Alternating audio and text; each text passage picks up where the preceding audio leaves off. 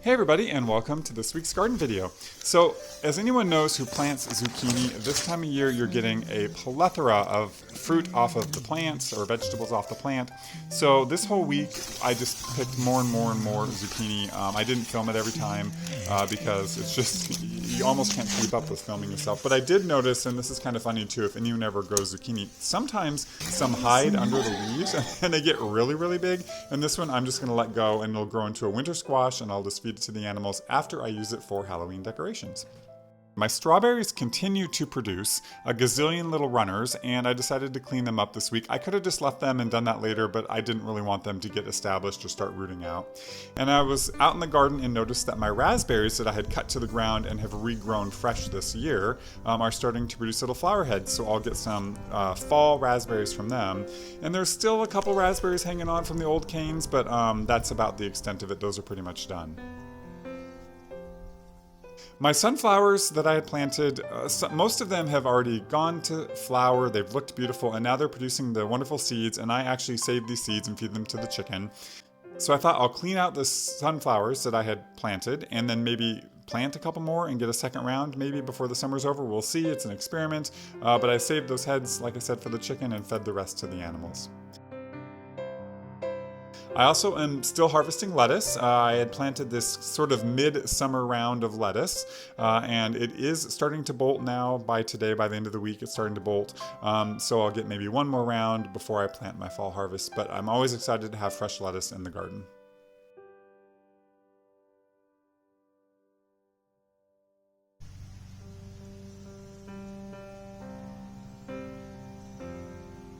And if any of you have been following me, my plight of the beets is just super annoying. So this is kind of what one of the beets looked like. It had been completely eaten around at the stem. A lot of the leaves are being eaten off. So I don't really know what's doing this. People keep saying slugs. I put out slug traps. I did not catch any slugs, but something is truly going along each one of these little PVC protectors that I put out and enjoying a little harvest of the leaves at the top. But I do hope that at some point the leaves get big enough and all these survive.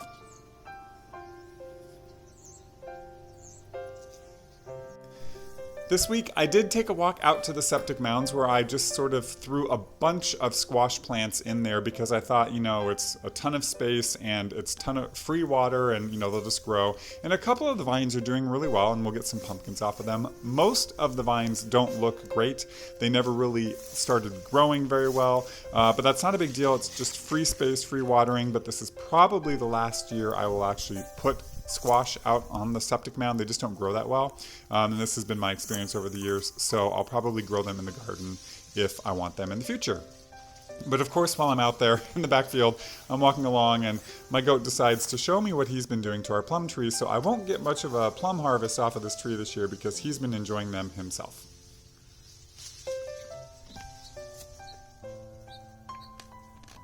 I didn't film this. This is the second time I didn't film this, but I am going out and picking blackberries. And I've gotten, this is about a gallon and a half of blackberries, and I'll pick a couple more rounds before the time is over. And this is a taste test of garlic. So I had grown 3 new varieties this year, as well as a variety I've been growing, and I roasted them up, and I did a little taste test on bread. And when you do taste testing side by side, you end up noticing differences, and they're all very similar, but it was a fun little taste test to do.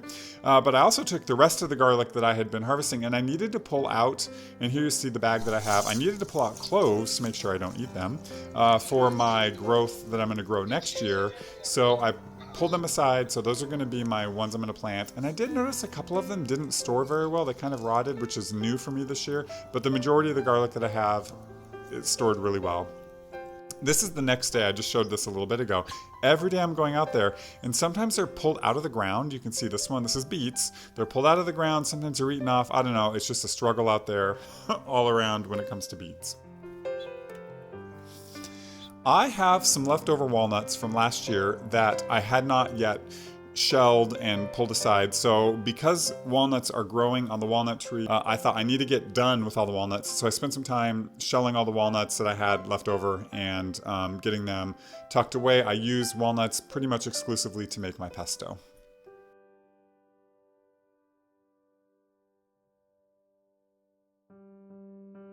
And here's what I had when all was said and done.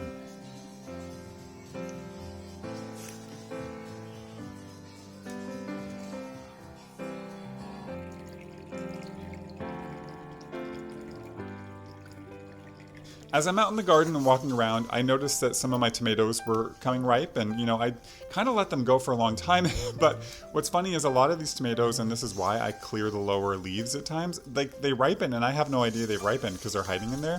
So when I started looking around, I realized, oh my gosh, there's actually quite a few tomatoes that have ripened and they're ready to be picked that I was totally unaware of. So I got this little pile here, which I love tomatoes. There's nothing better than freshly grown tomatoes. So knowing that they're ripening off, it makes it great. This is again going back to the beets, and I keep going back to this. This is day after day after day.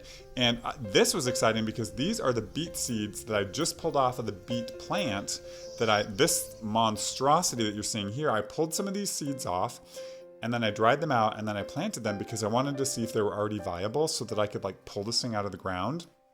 Because anyone who's been watching these videos understands that when I let this beet go to seed, I did not expect this to happen. I thought it was going to send up a little stalk or something. I didn't realize how obnoxious this was going to be. So anyway, so my test of drying some out, planting them, they came up, which is great, meaning they're viable. So that means I can harvest this, cut everything down. So here's kind of the end result of me clearing that out, which is great. So I'll let all these seeds dry out and then I'll harvest them and put them in a container and use them for years to come.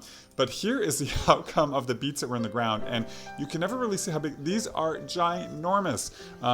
That was also kind of funny. So I thought, well, maybe I'll cut them open and use them for pickling or something. So I cut them open and I thought I'd give it a try and see how it tasted.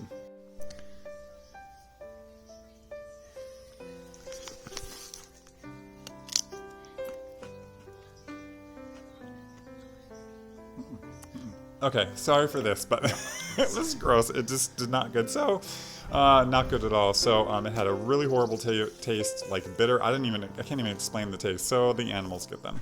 Next day, I keep going back, and the seed that had just germinated that I did not protect is already gone. I threw a little cone around the one of them that had germinated, and it's still there. But again, whatever is out there, I'm going to find you. Again, more getting pulled out. So I don't think it's slugs, because slugs don't pull things out by the roots. And it knocks over my little cone things. Maybe it's rodents, maybe it's birds, I don't know. Anyway, I'm still, I don't know.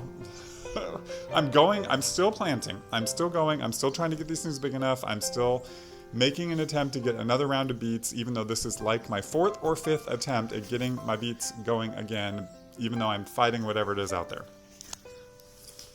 So I finally went out and harvested some carrots. I've just been leaving them in the ground, so it's really nice to finally be enjoying this first round of carrots, even though they've been ready to harvest since early in the year.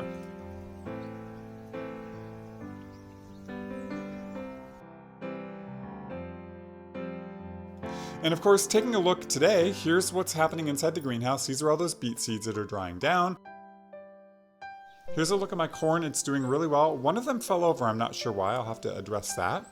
Here's my tomato plants, also, really green, really lush, doing really well. Here's a look at the cauliflower row, which I have just given up on, trying to get another round. Here's a look at my lettuce, which again is starting to bolt, so I'll have to pull that out. I've got some kale and one lonely cabbage left there.